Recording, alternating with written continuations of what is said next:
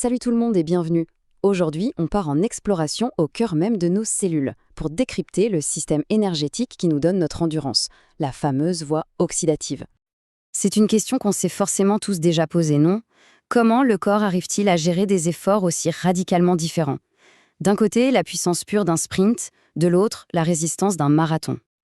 Eh bien, la réponse est plutôt fascinante. Tout est une question de gestion des carburants. On peut voir le corps comme un mécanicien hyper intelligent qui sait exactement quelle source d'énergie piocher et à quel moment précis. Alors, pour comprendre cette mécanique de pointe, il faut commencer par l'ingrédient numéro 1, l'oxygène.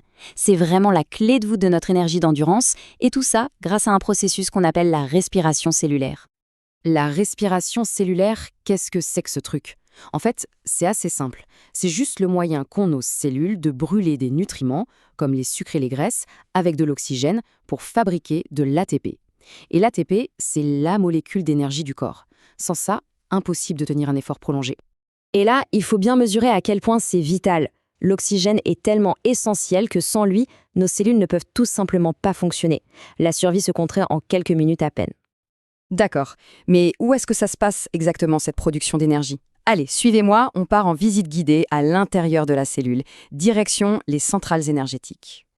C'est ici, dans ces minuscules structures qu'on appelle les mitochondries, que tout se joue. Ce sont elles, nos petites usines, qui abritent la voie oxydative et qui produisent la quasi-totalité de notre énergie pour les efforts longs. Ce système est super efficace, mais rien n'est parfait. Sur toute l'énergie qui est libérée, seuls 40% sont convertis en ATP, en énergie qu'on peut vraiment utiliser.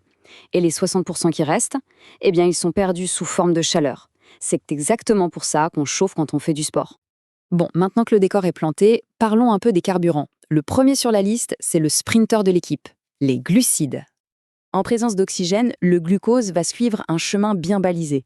D'abord, il est dégradé, puis transformé pour finalement entrer dans une sorte de grand carrousel énergétique qu'on nomme le cycle de Krebs. Et ça se passe en plein cœur de la mitochondrie. Et le rendement, il est juste impressionnant. Une seule petite molécule de glucose peut générer environ 32 molécules d'ATP. Pour se donner une idée, c'est presque 15 fois plus que ce que le corps peut produire sans oxygène.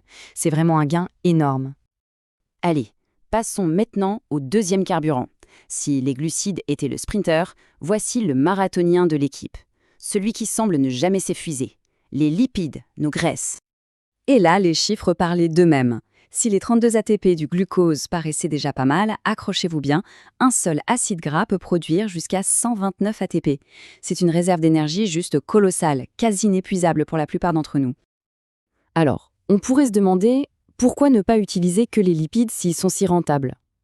C'est là qu'intervient ce qu'on appelle le grand compromis. Les glucides, eux, sont stockés juste là où il faut et sont super rapides à utiliser. Les lipides, par contre, c'est plus lent. Il faut du temps pour les mobiliser et les amener à la cellule. C'est un peu le choix entre vitesse et endurance. Et cette idée de compromis, ça nous amène pile au cœur du sujet. Il est temps de s'attaquer à une idée reçue très tenace sur l'utilisation des graisses. Ah, cette phrase, on l'a tous entendue au moins une fois. L'idée qu'il y aurait une sorte d'interrupteur magique et qu'après un certain temps d'effort, hop, le corps se mettrait enfin à piocher dans ses réserves de graisse. Bon, soyons clairs. C'est un mythe. Le point le plus important à comprendre, c'est que le corps ne fonctionne pas avec un simple interrupteur on-off. La réalité est beaucoup plus fine que ça. Alors, si ce n'est pas un interrupteur, qu'est-ce qui décide de la proportion de sucre et de graisse qu'on utilise? En fait, c'est un cocktail de plusieurs facteurs qui s'ajustent en permanence, l'intensité de l'effort bien sûr, sa durée, l'état de nos réserves d'énergie et même nos hormones. Et voilà le point crucial à retenir. Le corps utilise les glucides et les lipides en même temps, et ce, dès la toute première seconde d'un exercice. Il n'y a pas d'interrupteur, c'est juste la proportion qui change. Au début, on tire plus sur les glucides rapides, et puis petit à petit, la contribution des graisses augmente. Pour que le tableau soit complet, il faut qu'on parle d'un troisième acteur, beaucoup plus discret, les protéines. On peut les voir comme le carburant de la dernière chance. Il faut vraiment comprendre que les protéines ne sont pas faites pour fournir de l'énergie. Leur job principal, c'est de construire nos muscles, nos enzymes, etc. Le corps ne va les utiliser comme carburant que dans des situations vraiment extrêmes, comme un jeûne très long ou quand les réserves de sucre sont complètement à sec. En résumé, s'il y a une chose à retenir, c'est l'intelligence incroyable de notre métabolisme. Ce n'est pas un système rigide, il est super dynamique. Il ajuste sans arrêt son cocktail énergétique pour répondre au mieux à ce qu'on lui demande. Et on se quitte avec une question pour la route.